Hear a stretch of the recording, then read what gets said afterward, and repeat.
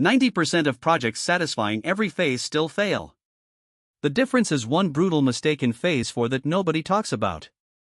Watch this before your next kickoff. It was week 6. The client had changed the requirements for the third time. The budget was bleeding. Half the team was working overtime, and nobody could explain how a simple website redesign had turned into a 6-month nightmare. That project cost the company $400,000. And the root cause was not bad developers or bad luck. It was skipping the first 20 minutes of the project lifecycle. By the end of this video, you will know every phase that separates projects that deliver from projects that collapse. Phase 1 is initiation, and this is where most failed projects plant their first seed of disaster. Initiation is not about jumping into tasks or assigning work to your team right away. It is about answering one brutal question: should this project even exist? In 2020, McKinsey reported that 66% of large projects fail to meet their original goals. Most of those failures trace back to a weak business case or unclear objectives from the start. During initiation, you define the project purpose, identify key stakeholders, and create a project charter. The charter is your contract with reality. It states what you are building and why it matters. If your initiation phase feels rushed, your entire project is built on sand. No amount of good execution fixes a bad foundation, so get this phase right. Phase 2 is planning, and this is where the real work begins before any real work starts. Think of planning as building the blueprint before pouring concrete into the ground. You would never construct a skyscraper without detailed architectural drawings and engineering specs. Yet teams launch projects every day with nothing more than a vague deadline and a Slack channel. During planning, you break the project into a work breakdown structure and assign resources to each task. You set milestones, build your schedule, and identify risks before they find you first. The Project Management Institute found that organizations with mature planning practices waste 13 times less money. Planning is where you decide your budget, communication plan, quality standards, and procurement needs. Here is the truth most people miss about this phase entirely. The planning phase should take 20 to 30% of your total project timeline to do properly. If you are spending less than that, you are not planning, you are guessing and hoping. Phase 3 is execution, and this is what most people think project management actually is. Execution is where the team does the work, code gets written, designs get finalized, products get built. But here is what separates great project managers from average ones in every organization. Execution is not about doing tasks yourself, it is about enabling people to do their best work.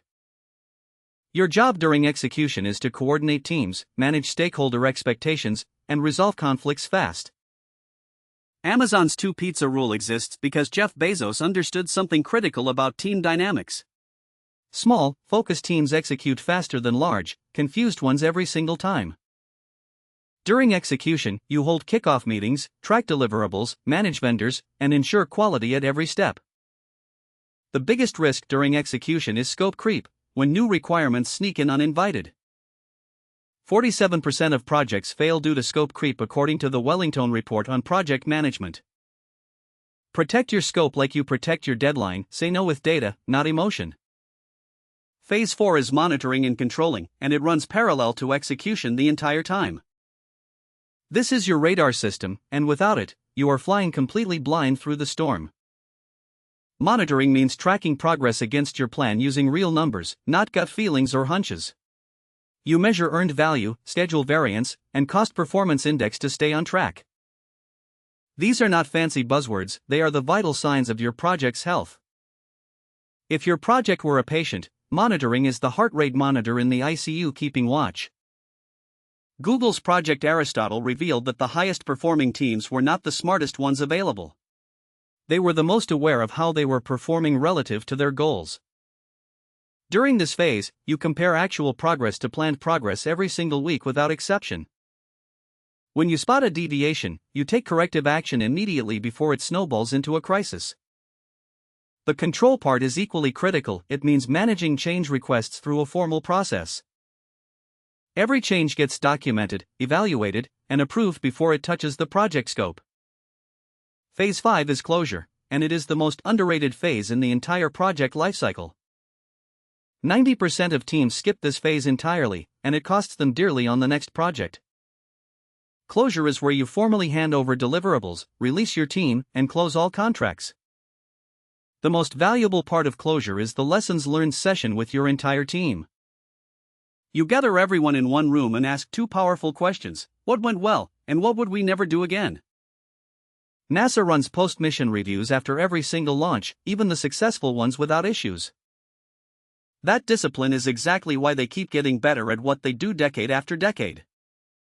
Without closure, your organization keeps repeating the same expensive mistakes on every new project.